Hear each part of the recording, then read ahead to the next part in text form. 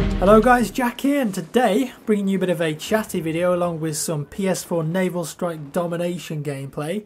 I picked up Premium on PS4 and installed Naval Strike primarily so I could get you guys some footage and information on the new Easter eggs and everything that's going on. But it's also given me a chance to play the new maps a little bit, play Carrier Assault, get some footage of that, and also just get a general feeling for what it's like if I was a PS4 player, and that's something that we're going to cover later in the video. Before we start talking any more about games, I do want to alert you guys into a problem that I've been having in the last couple of weeks on YouTube. So as you may know, when Google Plus integrated with YouTube, it pretty much meant that you can change your name to anything you like. And someone who runs a website called YT Giveaways or something along the same lines as that has been creating profiles on YouTube using my logo and using my username. So then what they do is they send a message to one of my subscribers. They can see my subscribers and they say, congratulations, you've won a giveaway and you've got 24 hours to reply. All you got to do is fill this form in or I'll have to pick another person. Now, as you may know, I love to do giveaways on this channel. It's just a chance for me to give stuff back to you. I can go and ask a publisher or a company and say, look, can we get a collector's edition of that to give away, or can we get some keys to give away? And I love doing it because, like I said, you know, you guys are not just getting the content and the entertainment, but you're also getting something back that you can experience yourself, whether that's a game or like a piece of merchandise, whatever, okay? I love doing giveaways for you guys, and this person is obviously exploiting that because in some of the messages they sent to people, they actually referenced giveaways that I'd done. So they referenced the Plants vs Zombies giveaway, for example, the graphics card giveaway, and when you click on the link it takes you to a website where you have to put your email address in and your YouTube username. You click submit and then it asks you to do one of those stupid AdFly forms where you fill in a load of information. Please don't fall for it, guys, okay? It's a scam. And I've had so many messages over the last couple of weeks, people saying, oh Jack, I'm super stoked that I won, when am I going to get the prize? And it's like, dude, that's a fake. You know, it's not real. So if you get a message like this, number one, make sure you click on the profile and check out the channel. Because if you do that, you'll see that this guy isn't me. He hasn't got any videos. There's no subscribers, there's no views, anything like that. And also, he hasn't got the verified tick next to his name. As you can see on my channel, I do have the verified tick. And that means that YouTube and Google have decided, yeah, this guy's legit, and this little tick here is going to give you and give your subscribers like a bit of a safety net, okay? If they get a message from this account, they know it's you, right? So if you get a message like this, please don't reply to it. Please don't go on any websites and fill in any information because it's not legit, okay? So don't do that. And it's just a lesson in general, I guess, for online safety. Like, always check. If someone sends you an email or a message, whether that's on Facebook or Twitter, on YouTube, whatever, check. Do some research on the account, on the person, their name, their email address, okay? Because anyone can be anyone on the internet. You can pretend to be whoever you want to be, okay? And with Google Plus's recent great idea of allowing you to change your name on YouTube, someone can literally pretend to be me. And if someone doesn't check, they can get easily scammed and misled. And that potentially leaves that person in trouble. You know, they think they're going to win something. They've given a load of information away to someone that they probably didn't want to give information to. And it also comes back around to me because I get people complaining that they didn't win a prize and they're ranting and raving at me when, you know, there wasn't anything in the first place. Yeah, just be careful, guys. Make sure you do a little bit of research and just check on someone's account before you fill in any information or anything like that. Sorry about the negative opening there. I just had to get that out of the way first to make sure that you were paying attention. Anyways, Easter egg developments. Really happy that you guys have reacted well to the video yesterday. Obviously we had the Yeti Easter egg, which was discovered by a guy called SZU 1985, who interestingly enough also discovered the exploding ship Easter egg. So I don't know how he's doing these things, but I think he must spend a lot of time just going around servers by himself and checking all these positions where you can shoot things. Yeah, really well done to that guy. Now, the current Easter egg situation has changed a little bit. We haven't got any major revelations yet. We found some blinking lights on a couple of the levels that could be Morse code. Might not be, might just be like a scripted animation. But interestingly enough, the battle log emblem for Kevin Simpson has changed and a new planet has been added. What does that mean? Why is there another planet? come on, man. Dice are trolling us here. I'll tell you a funny story, actually. I was reading one of the Easter egg battle log posts on this, and some people were thinking that I just literally made the whole thing up and that Kevin Simpson website belonged to me. Simply because in my Yeti video yesterday, I was using the same emblem on my gun that Kevin Simpson had. When in reality, all I'd done is just copied it because I thought it looked cool and it was, you know, like relevant, whatever. So I thought, yeah, I'll just copy that. But it turns out that you can't copy it anymore. So the couple of guys on the Battlelog forum were saying, "Oh, it's a conspiracy theory. Jack's just trolling us. He works for DICE. He works for EA." But I can 100% guarantee you, I know nothing about this Easter egg. I know as much as you guys know. I don't work for DICE. I haven't made this up. I don't own that website. Okay, that's a funny conspiracy theory, and it certainly made me laugh. But it's definitely not true. I'm just in the same boat as you guys. Also, the blog post that was on the Kevin Simpson website has been deleted now, interestingly enough. So, yeah, don't know why that's been deleted, but we do have like video evidence of it. And we've got like a couple of screenshots that people posted. So that's going to stay forever. It doesn't matter if it's been deleted. The internet, she never forgets. Cool. So in other news, this weekend there's an event going on in England in a place called Birmingham called Rest. And Rest is like a video game exhibition event where indie developers, mainly indie developers, go and they set up like a stand where you can play the game and just ask them questions and record interviews, whatever you want. It's open to the public as well as the press and YouTubers, whatever. Yeah, anyone can go down there. Why am I telling you this? Well, number one, I think the show is pretty good. It's not as corporate as events like Gamescom and E3. It's a much smaller scale, although this year they do have some bigger titles there. I think Ubisoft are going to be there, and of course DayZ, although Rocket was there last year as well. It's going to be this year too.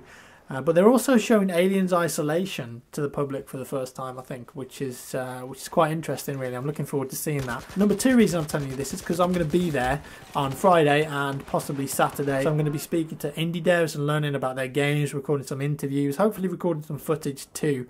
And I'm going down there with the guys from Two Angry Gamers, Chrissa, and a couple of other mates. Yeah, and it should be good fun. So looking forward to that. Like, any of you guys going? Let me know in the comments.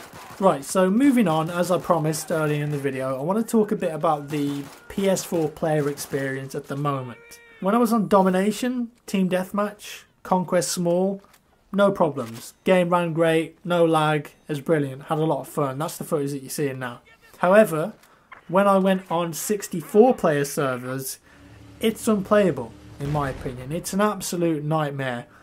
You spawn in, you get rubber banding. Just when you're running along, like your character pulls back, the gun pulls back, the animations lag. If you're in a vehicle, like a jet ski or a boat, it's even worse. If you're in a jet, it's impossible to fly. It's just horrible, and it's a completely unplayable experience. And I don't know why you'd want to play 64 player Battlefield on PS4 right now. And I thought about this for a while to myself. Obviously I play on PC most of the time, so I've never really had this experience on PS4 before until the last couple of days. I've jumped on and seen what it was like. Now just imagine for a second, I'm your average Joe and I don't have a PC, I don't have an Xbox, but I just got my monthly salary and I decide, you know what, I'm going to go buy a PS4 now. Okay, there's some good titles out now. Ground Zeroes, Infamous, Killzone, BF4. I'm going to go pick up a PS4, I'm going to get some games. I've heard BF4 is pretty good, so you know what? I'm going to buy BF4 and I'm going to buy Premium. So that set me back like, what, 80, 90 quid, okay, for the game and Premium. Because that's how much it costs retail. If you go into a shop, that's how much you'll pay for it. The things I've heard about Battlefield is that it's really cool because there's 64 players and it's massive maps and it's a really crazy experience. So you know what? First thing I'm going to do, download the updates, get Naval Strike, and I'm going to jump onto a Carrier Assault or Conquest Lodge 64 player server. That's what I'm going to do. So I go to the filter, I go to Europe, 64 players, Conquest Lodge, Carrier Assault, and I jump into game. And what's the very first thing that I experience? This horrible rubber banding and lag. And if that was me and I was just a guy who had a PS4, didn't have any consoles, I'd probably play that once and never pick it up again. I know my connection's fine, works great with any other game. There's nothing wrong with my PS4. It's brand new, working flawlessly. Nothing wrong with the game, it's fully updated. But my first experience is I joined the server and it's just lag. And I know that what I've just described there is a hypothetical situation, but there's no way that that hasn't happened to someone. And you might say, well, why don't you just go play 32 players? Why don't you just go play domination? No, like it's not working as it should. I just got really frustrated with it, and I put myself in that person's position. You know, I'm lucky enough to have a good gaming PC that I can play BF4 relatively lag-free. Obviously there were problems with the PC version at launch. We had some terrible rubber banding on maps like Golmud Railway and Lankang Dam. There's no denying that, but that was quickly patched, and rubber banding isn't really an issue on PC, for me at least, anymore. It's not ever something that I need to think about anymore. It was at launch, not anymore. But 6 months later, and PS4 gets this new expansion pack, someone goes out and buys it, spends money on premium, and they can't play 64 players. They can't play the new game mode because it's just this horrible lag fest, and it just frustrated me, I guess, because it's not working right, and really it should be.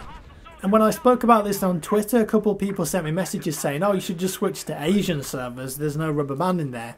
So I tried on some Asian servers, turns out they're correct, there isn't rubber banding, but at the same time, I've got a massive ping and my hit rate is terrible.